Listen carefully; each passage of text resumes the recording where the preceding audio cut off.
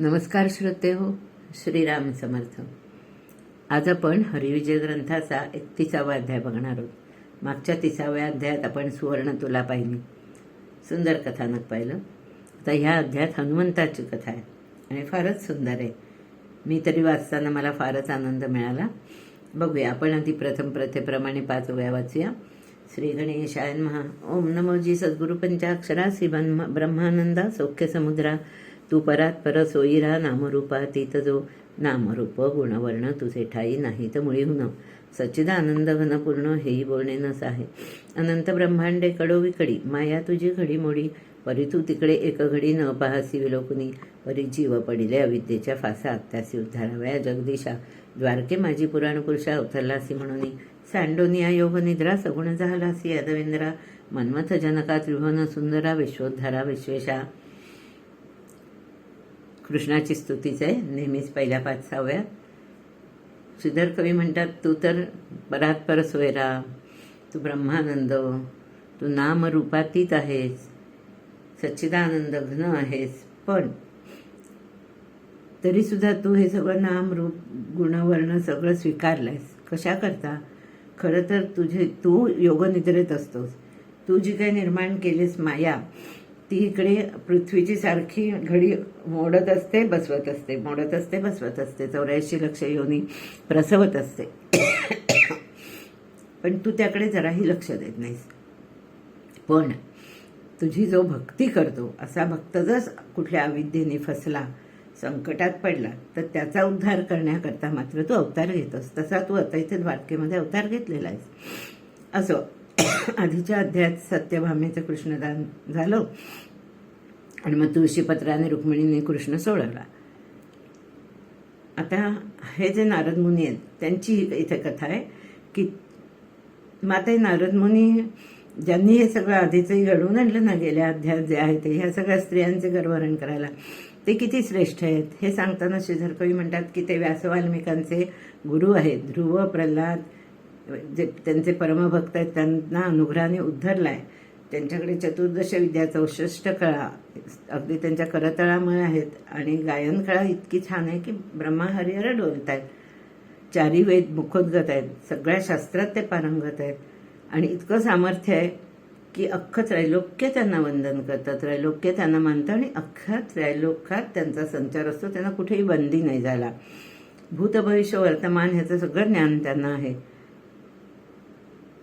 आणि महत्वाची ओवी अशी लिहिली आहे की अन्याय देखिताची सत्वरा जो शिक्षा करी विधी हरिहराला ज्ञानी कृपाळू ऐसा दुसरा ब्रह्मांडोदरा माझी नसे. म्हणजे ब्रह्मा विष्णू महेश यांना सुद्धा शिक्षा करण्याचं सामर्थ्य नारद मुनी ठेवतात. आणि शिक्षा म्हणजे अशीच, आता आपण बघतो ना, जिथे कळतं की आता इथे गर्व झालाय की तिथे तो उतरवण्याकरता काय जी कृती करायला हवी ती बरोबर समोरच्या कुणा तरी व्यक्तीला बरोबर तिथं पाठवून त्याचं गर्वहरण करायचं, मग त्या व्यक्तीकडे पोचायचं. ह्याला आपण कळ लावणं वगैरे म्हणत आलो विनोदाने, पण ते इतकं जरुरी होतं हे विश्व चालण्याकरता, त्यातलं वाईट नष्ट होण्याकरता, चांगल्याचं अजून उन्नती होण्याकरता सगळं कार्य जे ते नारद मुनी करत असतात. सगळ्या युगांमध्ये आपण पाहिलं, सत्ययुग असो, त्रेतायुग, द्वापारयुग, तर असे ते नारद मुनी तीर्थयात्रा करत करत दक्षिण तीरावर आले. तिथे त्यांनी रामेश्वराला आले, तर तिथे त्यांनी तिथे त्यांनी समुद्रकिनारी हनुमंताला पाहिलं. तो ध्यानस्थ बसला होता, डोळ्यातून पाणी वाहत होतं, त्याच्या मनात अखंड श्रीराम होते. त्याला बघितल्याबरोबर नारद मुनींना श्रीराम आठवले. तो इकडे काय झालं, ध्यानात असलेल्या हनुमंताला कळलं की नारद आले. त्याने आपलं ध्यान विसर्जन करून, ध्यान सोडून तो धावला त्यांना भेटायला. संत सज्जन जर आपल्या घराला आले तर ते हरीला तर प्राणाहून प्रिय असतात आणि त्यामुळे त्याचा अवेअर कोणीही करू नये. त्यामुळे हे ध्यान तर काय आहे, ध्यान सोडलं हनुमंताने लगेच. आणि जे अशा संतांचा आपल्या दारात आलेल्या अवेअर करतात ते खरं तर अत्यंत दुरात्मा आहेत. ते हरीचे मुख्य वैरी आहेत. हरी म्हणतो, जो माझ्या संतांचा अपमान करी मी नाना प्रकारे निर्दाळी त्यात आहे, असं. त्यामुळे हनुमंत धावत आला, पाय धरले नारदांचे. अद्भुत भेट त्या दोघांची, अक्षरशः दोघांनाही आनंद समावत नव्हता. अगदी एक योगी, एक परमनिर्धारी, एक दोघेही खरं तर बाळ ब्रह्मचारी, दोघेही श्रीहरीचे आवडते, असं म्हणजे अगदी बायको होऊ नये असं म्हटलंय. दोघेही आवडती श्रीहरी, इंदिरेहुनी अत्यंत, असो. तर दोघेही हे भक्त एकमेकांना भेटले, ज्ञानी आणि विरक्त असे, दोघेही नित्यमुक्त आहेत. मग काय बोलता, एकमेकांच्या चौकशा झाल्या, क्षेमालिंगन झालं आणि मग हनुमंतांनी तृणासन घातलं, त्यांना तिथं बसवलं, त्यांचे पाय धुतले, पाद्यपूजा केली हनुमंताने. तर नारद हनुमंताला म्हणाले की तू इथे कसा काय वेळ घालवतोस रे, तू काय करतोस इथे एकांतात. असं म्हटल्यावर हनुमंत म्हणाले की राम अवतार जेव्हा संपला तेव्हा मी दक्षिण तीराला येऊन राहिलो आणि सतत रामचरित्र आठवत असतो मी मनात, हृदयात. सतत माझ्या हृदयात तो एक बाण, एक वचन, एकपत्नीव्रत रघुनंदन, स्वानंद घनरूप असा तोच असतो. असं सांगितल्यावर हनुमंतांनी सांगितल्यावर नारदांना पण इतकं प्रेम झाटलं, ते म्हणाले सांग सांग, त्या रामकथामृतात मला पण बुडून जायचंय, चल एकदा परत बुडी मारू. असं दोघे त्या कथांमध्ये खूप रमले. आणि नंतर नारद त्याला म्हणाले पण पृथ्वीवर खूप तीर्थ आहेत, खरं तर एकदा तीही तू बघितली पाहिजेस, कारण ते तर अख्खं युग गेलं आणि तरी तू आपल्या इथेच बसलायस. कारण आता आपण पाहिलं ना की हरिविजय शेवटाला आलेला आहे 31वा अध्याय, म्हणजे त्यामुळे कृष्णाचं द्वापार युगही संपत आलेलं आहे.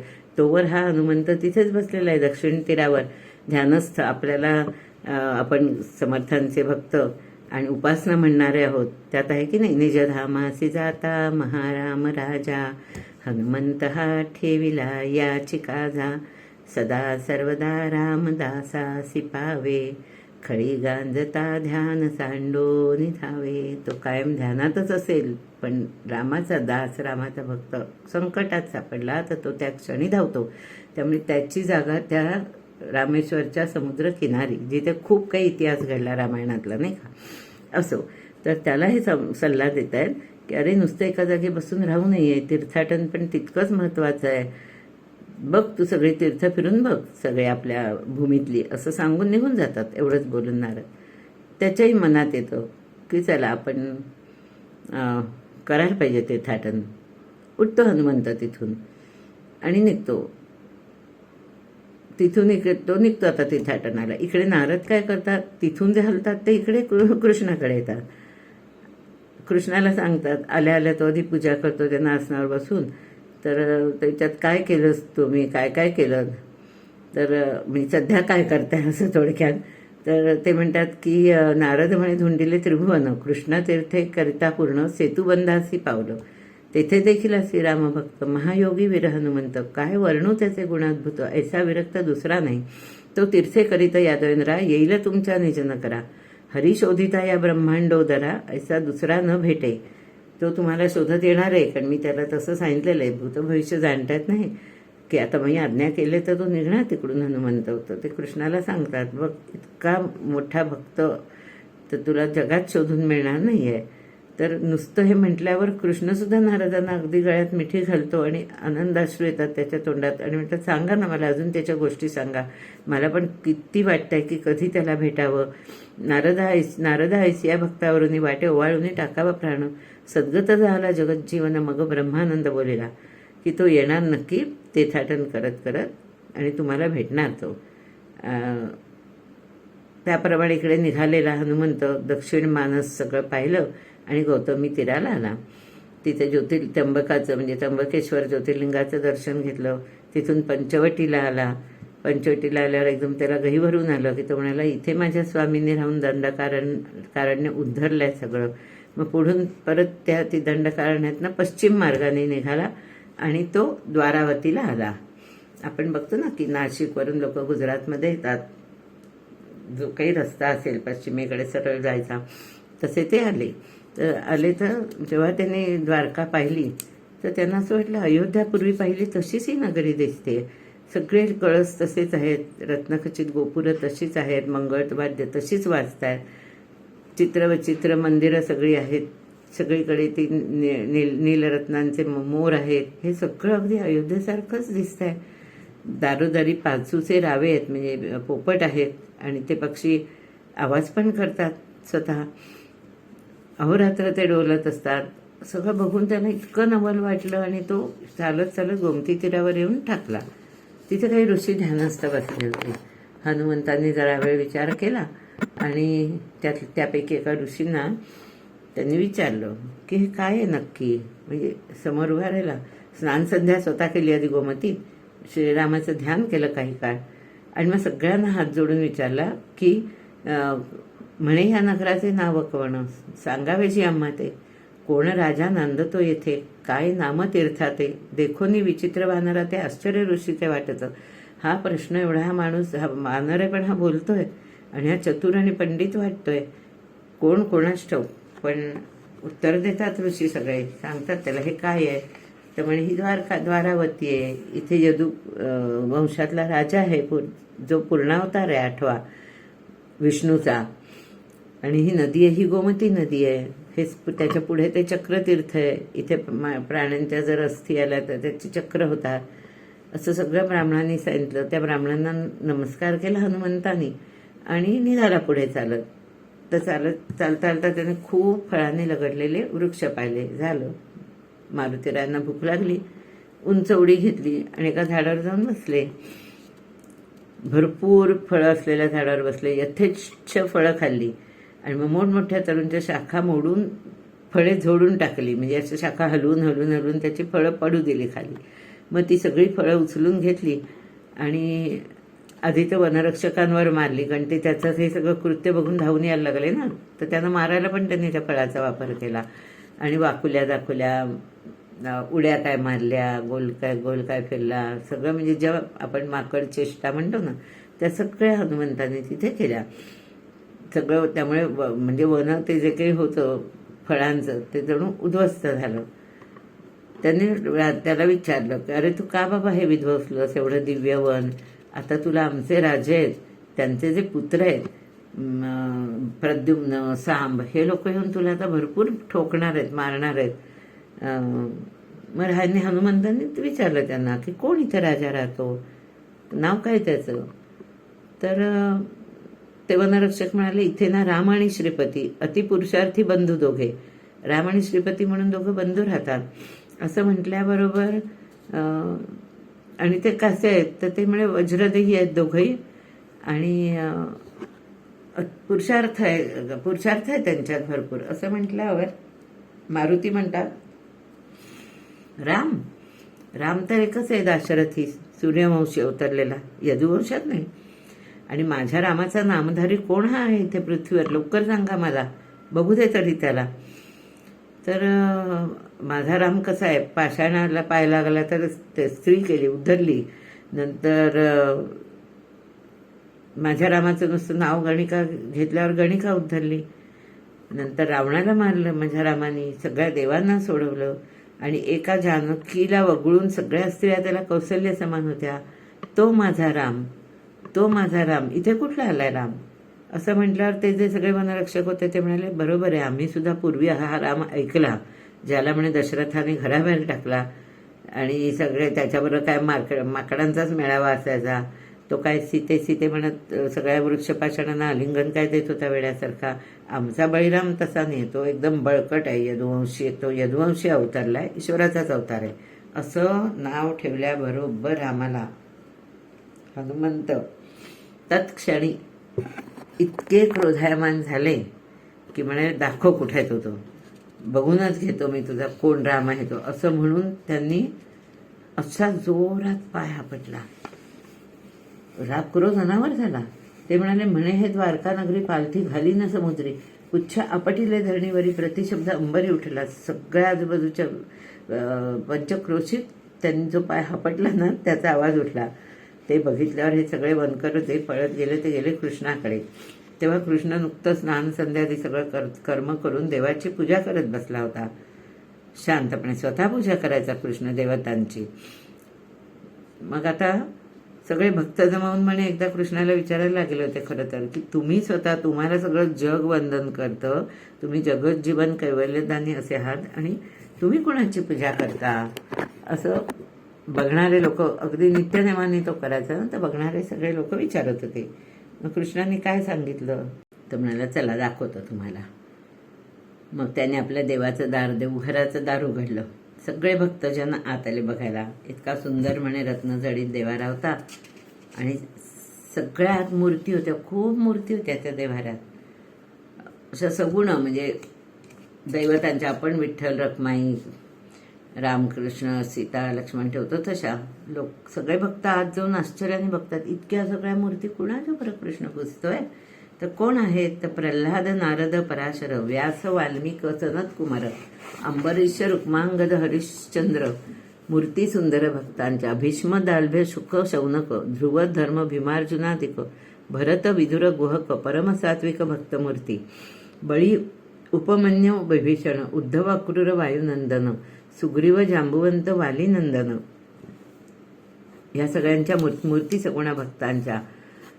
त्या हरीचं देवालय पाहिलं, देवतार्चन, आणि सगळ्या भक्तांना इतकं प्रेमाने भरून आलं, डोळ्यातून अश्रू व्हायला लागले आणि त्यांनी येऊन कृष्णाचे पाय धरले. ते म्हणाले, अरे सच्चिदानंद सर्वसाक्षा परात्परा निर्विकल्प वृक्षा कौतुक दीक्षा दावीसी. तू आम्हाला काय कौतुक दाखवतयस? तुझ्याशिवाय आम्हाला ध्यान सुचत नाही कोणाचं करायचं, तर तू हे कोणाचं ध्यान करतोयस असं. तर देव म्हणतो, मी माझ्या भक्तांना सोडून कोणाचं ध्यान करणार बरं? तुमच्या तर सतत सहवासात मी असतो. असं म्हणून कृष्णाने या सगळ्यांना अत्यंत प्रेमाने बसवून घेतलं आणि कृष्ण म्हणाला, आता पूजा तर माझी झाली आहे, पण आता सभेला जायचं आहे. उद्धव आणि अक्रूराला सांगितलं की चला आता आपण जाऊया म्हणून सभेमध्ये. तर जाताना वाटेत कृष्ण म्हणतो उद्धवाला की अरे आज खूप असं उत्तम शकुन होत आहेत. माझा डोळा लावतोय क्षणाक्षणाला, बाहू स्फुरतोय, काय होत आहे कळत नाही, पण असं वाटतं की आज खूप मला समाधान होणार आहे, काहीतरी उत्तम घडणार आहे. तर उद्धव म्हणाला, कळत नाही बाबा काय आत्ता काय सूचना अशी असं होत असेल तुम्हाला, मला अंदाज येत नाही. तोवर हे बोलले, सगळे पोचले सभेत आले. सभेत बसल्यानंतर सगळे आहेत म्हणजे नारद तुंबर सनत कुमार सगळे सभेत आहेत म्हणे. सगळे वाट पाहत होते कृष्णाची. नारद सामगायन करत होते. हे चाललाय कार्यक्रम सुरू होतोय सभेचा, आपण म्हणतो ना मीटिंग सुरू, त्याच्यात हे नारदांचं गायन चाललंय. तेवढ्या सगळे वनकर धावत आले गाऱ्हाणं घेऊन आणि हरीला म्हणजे कृष्णाला नमस्कार करून हात जोडून उभे राहिले. मग नुसत्या म्हणे भ्रूसंकेते विचार, मगच भ्रूसंकेते श्रीधर तया प्रति पुसत असे. भुवईवर केली नसती. काय प्रकार आहे, काय झालं असं. तर ते म्हणाले, हो आपल्या तिकडे वनामध्ये एक वानर आलाय, सगळी फळं एक तर खाऊन टाकलेत आणि झाडं मोडून टाकलेत. त्याने आम्हाला विचारलं इथं कोण राजा आणतो. तो बोलायला लागला तर आम्हाला आधी पहिलं आश्चर्य वाटलं की हा वानर आहे आणि बोलतोय कसा, आणि परत कसा बोलतो, बृहस्पतीसारखा, तेज कसं आहे, सूर्यासारखं. वेश वानर वेश आहे, पण शक्ती काय आहे, कृतांताला नाहीसं करणारी. आम्ही आपला तुमचा पुरुषार्थ गायला त्याच्यापुढे, तुमचा तयासी पुरुषार्थ आम्ही सांगितला जीव होतं की बळीराम आणि कृष्णनाथ अद्भुत महायोद्ध इथे. रामाचं म्हणे नाव घेतलं फक्त आणि तो इतका भडकला. तो म्हणतो, रविवंशी रामथोर जेणे दशकंधर मारिला, त्या रामाचे नाम धरी असा कोण आहे या पृथ्वीवरी. आता बंधूचे नाम सांग झडकरी, ना तरी गतीवरी नव्हे. त्याच्या भावाचं नाव सांगा, कुठलं. त्याच्या भावांनी एकच राम आहे माझा, दुसरा कोणी या भूमीवर राम हे नाव धारण करू शकत नाही असं म्हणून अत्यंत क्रोधायमान झाला. श्रीकृष्ण म्हणाला, नवल वाटतंय तुम्ही इतके सारे वनरक्षक आणि तो एक वानर, तुम्हाला नाही जमलं. कमाल आहे. तर ते वानर वनकर म्हणतात, अहो तुम्हाला काय माहितीये, आपल्या सगळ्यांचा एक घास करून टाकेल तो, इतका तो शक्तिमान आहे. असं म्हटल्याबरोबर कृष्णाने नुसतं गरुडाकडे पाहिलं. गरुडाला अभिमान होताच की मी एक असा आहे की माझ्या पाठीवर कृष्ण बसतात, मी त्यांना जगभर कुठेही फिरवतो, महाबलवान आहे. तर कृष्णाने त्याला विचारलं की जाशील का रे तू. म्हणे, सुपर्णा तू परमपुरुषार्थी, तुझा ऐसी नाही तरी जगती, सत्वर जाऊनी वनाप्रती वानर धरून आणावे. तू एकलाची त्यासी आणीसी की दळभार काही संगे नाहीसी. कृष्णांच्यावरला आणशील एक तास का तुला सेना देऊ तुझ्याबरोबर थोडी. असं म्हटल्यावर अजून उचकलं थोडक्यात कृष्णाने त्याला. अजून राग आला. तो म्हणतो, अहो मी अख्खी पृथ्वी आकाश कोसळलं तरी माझ्या पाठीवर धरून घेऊ शकतो, एक वानर आणायकरता तुम्ही मला सेना द्यायचं विचारताय, हेच मला अपूर्व वाटतंय, अशा वाटतंय. आत्ता मी ह्या सभेत घेऊन येतो त्या वानराला, असं म्हणून क्षणात गरुड उडाला.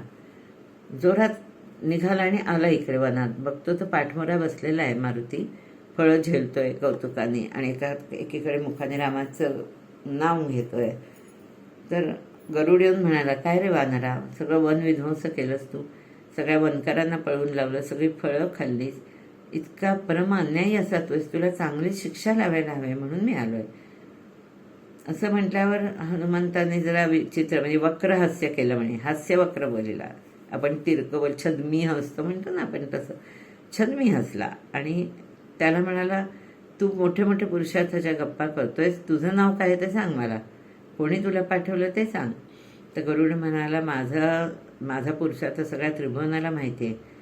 मी द्विजेंद्र कश्यप सुत, मी कश्यपाचा सुत आहे आणि श्रीकृष्णाचा मी दूत आहे. मी देवांशी युद्ध करून त्यांना हैराण केलंय. माझ्या पुरुषार्थामुळे अमृत योग्य जागी पोचवता आलं. अमृताचा कलश गरुडाच्या हातात दिला होता सुस्थितीत ठेवायला. तर म्हणे मी अमृत नेलं, माझ्या भीतीने किंवा माझ्या भयाने शेष जाऊन पाताळात लपलेला आहे असा मी.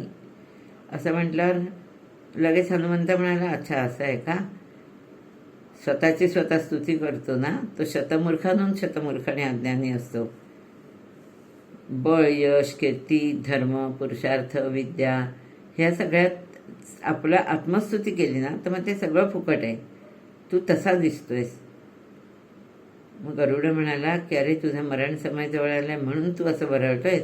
मारुती म्हणतो तुझा मरण समय जवळ आलाय म्हणून तू बडबडतोयस. मग काही क्रोध आवरला नाही गरुडाला. त्याने काय केलं, एक उंच आकाशात झेप घेतली आणि जोरात येऊन मारुतीच्यावर आदळला. इतक्या ताकदीने आदळला म्हणे काय झालं, कण भरही मारुती हल्ला नाही. आपल्या चंचुनी जबड्यानी तो झडपायला म्हणजे टोचायला बघत होता मारुतीला. तर म्हणे जसा पर्वतावर भ्रमर दिसावा किंवा महावृक्ष आहे त्याच्यावर एक माशी दिसावी किंवा हत्तीच्या खांद्यावर एक मुंगी असावी, असं सगळं असं घडलं जणू, असं दिसत होतं ते. काही त्या गरुडाचा परिणाम झाला नाही. मारुतीला वाटलं हा तर काहीच नाही आहे. मग त्याने काय केलं, त्याचे दोन्ही पाय धरले आणि असा जोरात जो भिरकावला तो 60 सहस्त्र योजनं दूर द्वारकेपासून कुठे समुद्रात पडला आणि गटांगळ्या खायला लागला. त्याला वाटलं आता आपण बुडणार आहोत. अक्षरशः श्वास कोंडून तो वर आला, उडी घेऊन आणि पाण्यावर आल्याला विचार करतो, आत्ता मला कळलं की का पाठवलं बरं मला श्रीकृष्णांनी. मला अभिमान व्हायला लागला होता ना की मी एक तर त्यांचा मी वाहक आहे आणि मी एवढा माझा स्टॅमिना आहे की म्हणजे ताकद आहे की मी पृथ्वीभर प्रदक्षिणा करू शकतो त्यांना पाठीवर घेऊन. हा सगळा अहंकार आहे ना, त्याचं मला फळ मिळालं आहे. लक्षात येते याला गरुडाला. अहो जे कृष्णाच्या अवतीभोवती असतात ना त्याच्या परिघात वावरणारी लोक ती तेवढीच सिद्ध असणार ना, त्याच्याशिवाय कोणाची टाप आहे कृष्णाजवळ पोचायची. त्यामुळे तो गरुड त्याचं वाहन आहे, तर त्याची पण तयारी तेवढीच आहे. तो म्हणाला मला म्हणे माझ्या अहंकाराचं खरं तर फळ मिळालेलं आहे. जसं कोणी विद्येने माजलं, कोणी धनाने माजतं, त्या सगळ्यांना न चुकता कृष्ण शिक्षा करतो. असं झालं की मग ते पाण्यातनं वर आलं ना, चला बाबा आपला जीव वाचला असं करून त्यांनी मग जोरात कृष्णाचा धावा केला आणि सर्व ताकदीने उडाला. बरं उडाला तो कसा, वनावरून जायचं पलीकडे द्वारकेला, पण त्यांनी म्हणे बाजूचा रस्ता निवडला कारण तिथून वरनं गेला तर आम्हाला घरी जाऊ देतो की नाही. असा घाबरत पोचला तिकडे आणि जवळजवळ म्हणजे महाद्वाराशी आला, कोसळलाच. तिथे जे सगळे सेवक जन होते ते धावत आले कृष्णाला सांगायला. उचलूनच आणला आधी आणि कृष्णाच्या चरणावर ठेवला आणि हे बघा काय झालं. आधी त्याला कृष्णाने त्याच्या डोळ्याला पाणी लावलं, म्हणे त्याला शुद्धीवर आणला आणि काय बाबा वृत्तांत झाला. तर बोलायला सुद्धा तो गरुड थरथर कापत होता, बोबडी वळली होती अक्षरशः. तो म्हणाला, म्हणेजी पुराण पुरुषोत्तमा, जरी क्रोध आला होता तुम्हा, तरी माझं इथेची मेघश्यामा शिक्षा करावी होती स्वस्ते. माझं वानरा हाती मार करविला आजी प्रचंड थोर, मग हास्यमुखे बोलेसी जर गरुडा प्रतीते आहे का. काय गरुडा बोलतोसी, की विनोदे आम्हा हाससी, तुझे नि बळे मी कोणासी, इंद्रादिकासी न गणीच. तुझ्या बळे करूनी मी बळकट झालो त्रिभुवनी, तुवा बहुतेक वानरा आणले बांधोनी, मिथ्या संपादनी करतोसी. अजून खिजवतात कृष्ण त्याला बरं का, चिडवायला. येऊन टाकलं ना, तोंडाला फेस आला होता जणू, त्याला पाणी, कृष्णाने डोळ्याला पाणी लावलं आणि विचारलं की काय झालं वृत्तांत. तर तो इतका कापतोय, शब्द फुटत नाही, पण तरी रागाने म्हणाला, काय पुरुषोत्तमा, तुम्हाला मला काही, माझ्यावर काही राग आला असेल, शिक्षा द्यायचीच होती तर इथेच ताडायचं होतं ना, वानराकडून मार दे बोलात मला. तर कृष्ण म्हणाले, अरे असं कसं, तुझं तर बळ एवढं आहे की मला पण जाणीव आहे तुझ्या बळाची, तुझ्या योग्य कोणी नाहीच आहे, म्हणून मी तुला पाठवलं. तुझा प्रताप तर केवढा आहे, लोकांना सोसवतच नाही. गरुड म्हणाला, नको नको, कळलं मला, तुम्ही माझी परीक्षा घेतली, पण मला मी चांगलाच मार खाल्ला. येरू म्हणे, हरी तो कृतांत, वानर वेशे आला तेथं, आता हे द्वारका समस्त घालील मग समुद्रात पालथी. त्याची भिडे समरांगणी, ऐसा वीर न दिसे त्रिभुवनी, मज सागरी दिले भिरकावनी, पायी धरुनी सर्वेशा.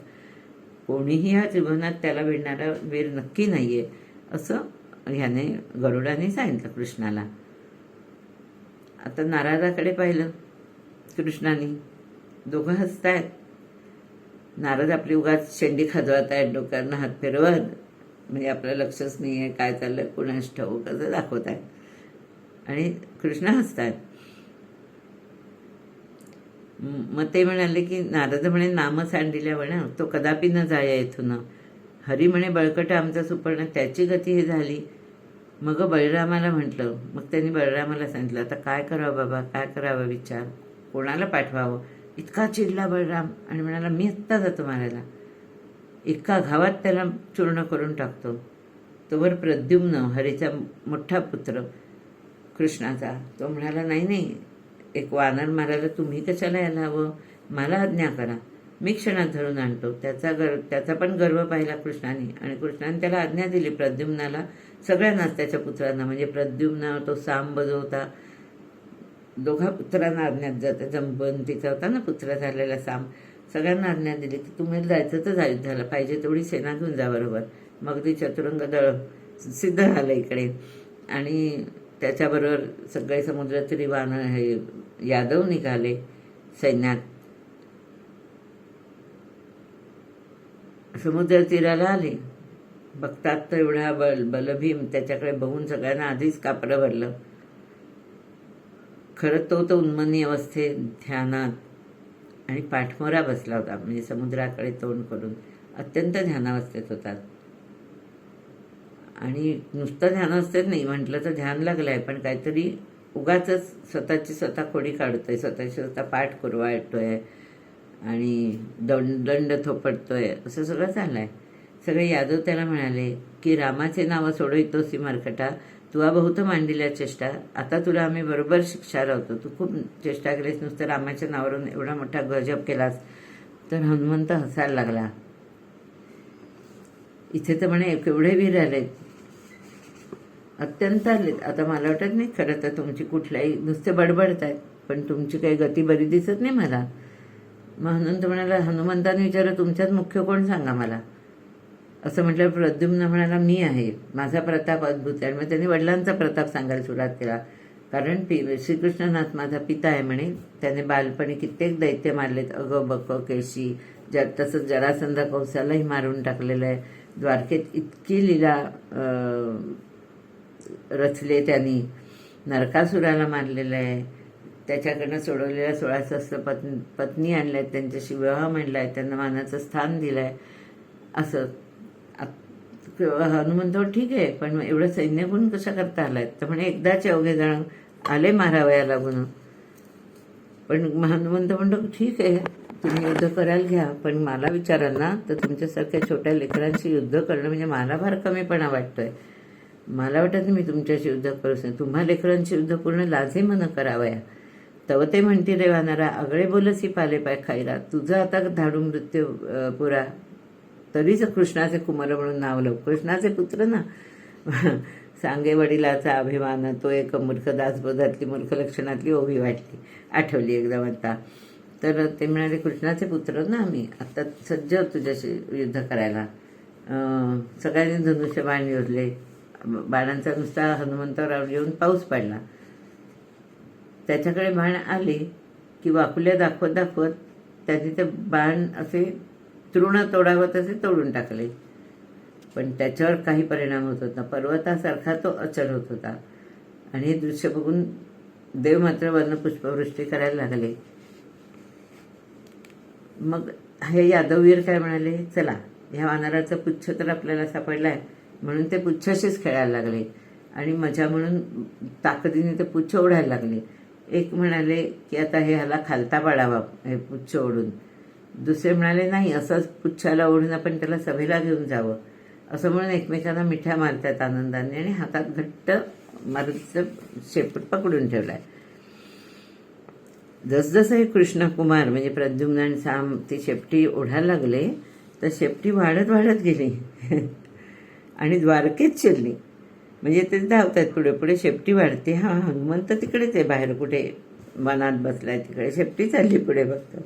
मग अगदी गल्लीतनं शेपटी जाते, सगळे लोक बघतायत आणि परत नुसती जात नाही, कौतुक वर्तले अद्भुत, आळवाळी पुच्छ धावतं, ज्याचे अंतरी गर्व देखतं त्याची बांधी तावळून हे. बरोबर तिथे चालवणारा ज्याचा गर्व आहे असं दिसेल त्याला मारुती बरोबर आवळून घेत होता पकडून. अशा प्रकारे पुच्छातच त्याने कितीतरी लोक पकडली आणि मग एकदम एकाएकी सगळं पुच्छ उंच उचललं. त्यामुळे हे सगळे यादववीर होते, म्हणजे ज्यात कृष्णाचे पुत्र पण होते बरं का, ते लोंबकळायला लागले. आणि मारुतीने असं मोठं मुख पसरलं, विकराळ रूप त्यांना घाबरवायला. तर त्या सगळ्यांनी डोळेच झाकून घेतले घाबरून.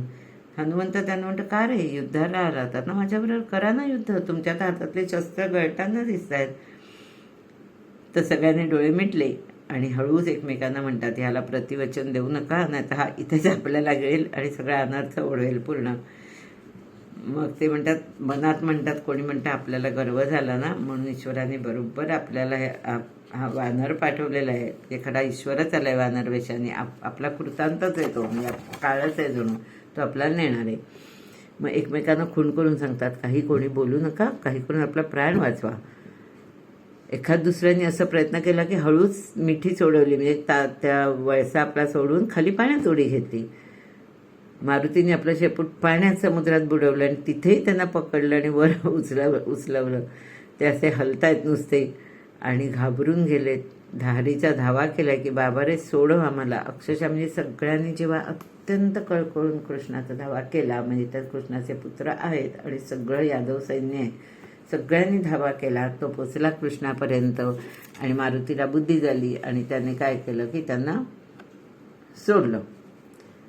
सोडल्यावर ते असे जीव घेऊन पळत सुटले, पाठी वळून बघायला पण तयार नाहीत. हुडहुडी भरली होती, दातखिळी बसली होती सगळ्यांच्या. आणि कसे तरी करून ते ह्या सभेच्या इथे येऊन पोचले. ते यांचं ते जे दृश्य आहे, धापा टाकणं आणि जे काही, ते बघून कृष्ण म्हणे खूप हसायला लागला.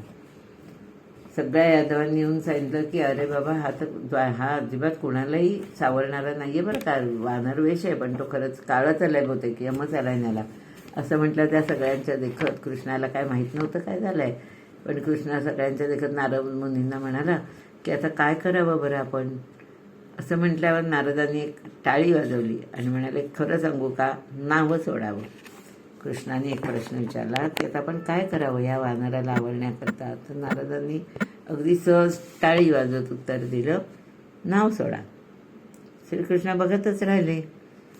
म्हणजे काय, तर नारद म्हणतात, नाव सांडावे सत्वर, नाहीतरी अनर्थ करील वानर. बळीरामाजवळी आला ब्रह्मकुमार, करणी गोष्टी सांगत असे. बळीरामाच्या कानात येऊन सांगितलं नारदांनी की म्हणे, हा रामभक्त हनुमंत येणे त्रासीला लंकानाथ, नगर जाळूनी समस्त अशोकानं विध्वंसिले.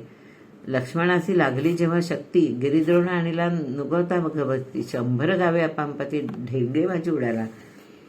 पुच्छाचे दुर्ग करुनी, वानर रक्षिले सुवेळास्थानी. पाताळी अहिमही त्रासने, रावण जेणे सोडविला. असा हा अद्भुत आहे. तुम्हाला एकच करायला लागेल, त्याला जर तुम्हाला शांत करायचं असेल तर एकच उपाय आहे की तुम्ही तुमचं चित्र बदला, स्वतःचं नाव बदला. तत्क्षणी कृष्णाने रामाचं रूप घेतलं, बलरामाने लक्ष्मणाचं घेतलं आणि आता सीतेचं रूप घ्यायचं आहे तर सत्यभामेला सांगितलं, कृष्णानेच सांगितलं, सत्यभामा खूप सुंदर आहेस, तू शोभशील सीता, असं म्हणून तिला शृंगार करायला पाठवलं. तिलाही आश्चर्य वाटलं जरा, मला कसं सांगितलं, माझं तर रूप जानकीसारखं नाही. आरशात जाऊन तिने पाहिलं, ती तशीच परत आली. मग दुसऱ्या कोणी आणि दासीला त्यांनी सांगितलं, तू शृंगार कर. तिने बरा वेश केला, पण तरी ती कुठे जानकीसारखी दिसे ना. मग सुभद्रेला पण म्हटलं म्हणे कृष्णाने की जा, तू जानकीला घेऊन ये किंवा तू जानकी बन. सुभद्रेलाही नाही जमलं. आता अनेक त्याच्या राणी आहेत, त्या प्रत्येकांकडे तो निरोप पोचला की आता कृष्ण राम झालाय, बलराम लक्ष्मण झालेला आहे, आता सीता हवी आहे. कृष्णाने या सगळ्यांना संधी दिली, पण शेवट लक्षात आलं की कोणी त्या स्वतः त्यांनाच वाटायचं, त्या तयार व्हायच्या आणि आरशात बघितलं की वाटायचं नाही ही नाही सीता दिसत आहे, असं त्या स्त्रियांनाच त्याच्या वाटलं. आणि मग कृष्णाने सांगितलं की रुक्मिणीला बोलवा. क्षमस्व, नारदांनी सांगितलं की आता रुक्मिणीला बोलवा बरं. ताबडतोब आणायला सांगितलं. त्यात सत्यभामेलाच सांगितलं आणि सगळ्या त्या 16 सहस्त्र स्त्रियांना. आली रुक्मिणी आली आणि रामाच्या बाजूला उभी राहिली. सुंदर वर्णन केलं आहे तिचं. शुभ्र कंचुकी शुभ्र वस्त्र, कंठी शुभ्र मोतियांचे हार, सर्व भूषणांनी विराजे सुकुमार, जे आदिमाया अवतरली.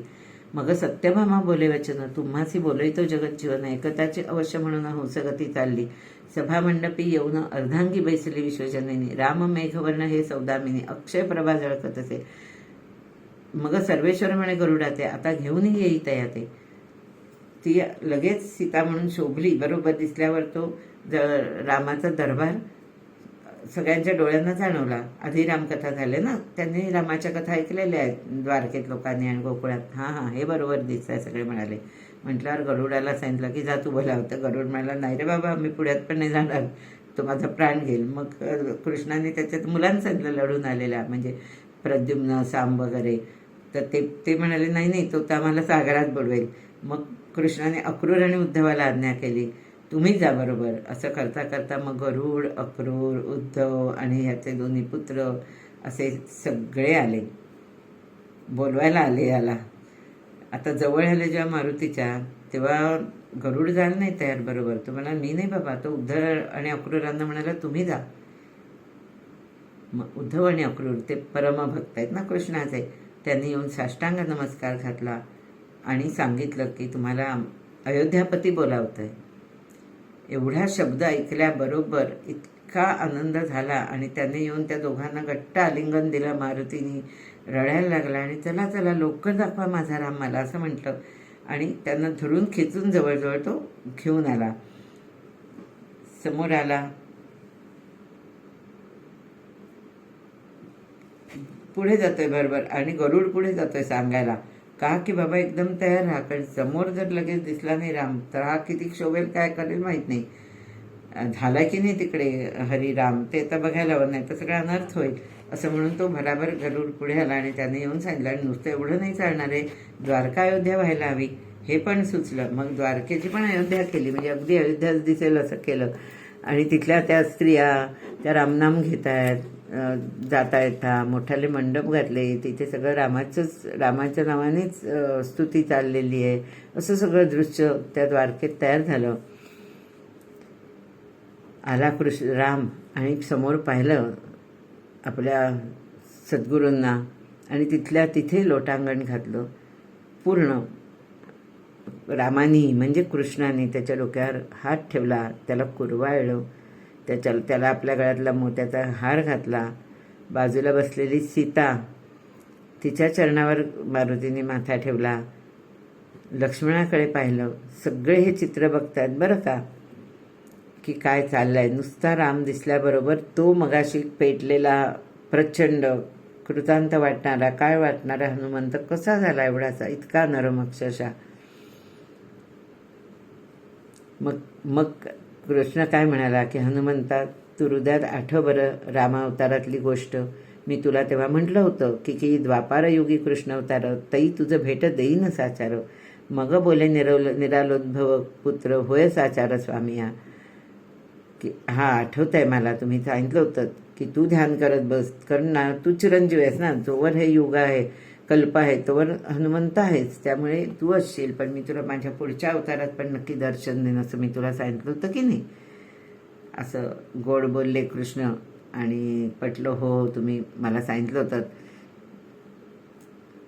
मग त्याने हा पण मारुती पण असं सांगतो की तुम्ही रामरूपातच आता मला बोलवा इथून, तुमचा तो धनुष्य बाण सगळं मला बघायला हवं असं.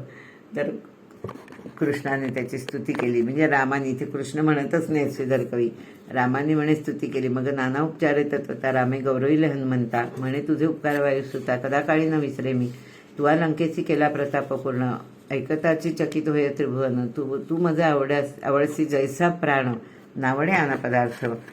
तो भितरी झाली या पंक्ती, जवळी बैसोनी मारुती, आत घेऊन गेले मारुतीला सभेतून आणि जेवायला बसवलं. रुक्मिणी वाढते स्वतः, असं एक सुंदर सगळ्यांनी त्याचं स्वागत समारंभ केला.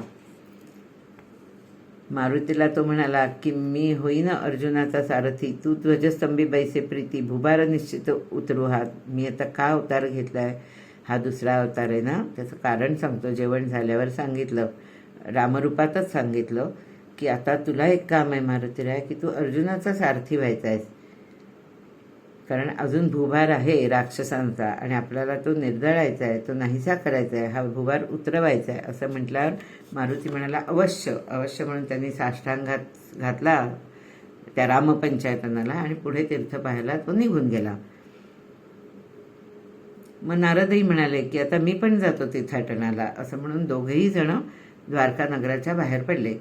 स्वतः राम आणि सीतेच्याच रूपात श्रीकृष्ण नगराबाहेरपर्यंत त्या दोघांनाही सोडायला आले. सगळ्या नगरजनांनी अत्यंत आनंद झाला, त्यांना हनुमंताचं दर्शन झालं. काय भाग्य त्या द्वारकेतल्या लोकांचं, ते म्हणाले आम्हाला हनुमंताचं दर्शन झालं. अशा प्रकारे हनुमंताला बोलवून आणि त्याचं गुणगान गात उद्धव अक्रूरांची गप्पा मारत कृष्ण आपल्या नगरात म्हणजे आपल्या महालात परतले. इथे हा 31वा अध्याय संपतो आणि श्रीधर कवी नेहमीप्रमाणे म्हणतात की तिसरे हरिविजय ग्रंथ संमत हरिवंश भागवत सदा परिसोत प्रेमळ भक्त 31शतितमाध्याय गोढा. 31वा अध्याय ओव्या 244. श्रीकृष्णार्पणमस्तु. शुभम भवतु शुभम भवतु शुभम भवतु. जय जय रघुवीर समर्थ.